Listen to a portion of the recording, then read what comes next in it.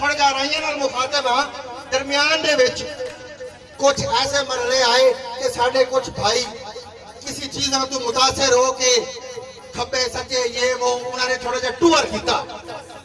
आज मैंने खुशी है कि मेरे बुजुर्ग चौधरी यूसुफ साहब और बहुत सारे लोग ने जिन्होंने मखदूम साहब इन परसन जानते हैं आज वो इतने तशरीफ लैके आए ने साड़ी इज्जत बनाई है। मैं मखदूम साहब की शान नहीं बयान कर सकता, मैं बार बार कह रहा मैं किवें शान बयान करा। अगर तरक्याती काम लवा तो एक पुल खा जाता हर शह नूं। मैं अगर सूफीज़म छड़ दो शाह जिन्ना रहमतुल्लाह दी मैं तारीफ नहीं कर सकता। सदियों का सफर है जीवन को लैके शाह जीवन तक मेरे को इहाता नहीं है। और मेरे शनाख्ती कार्ड के उत्ते शाह जिमना लिखे होया मैं किवें बन सकता। मेरी पहचान शाह जिमना है वो नहीं मैं कर सकता।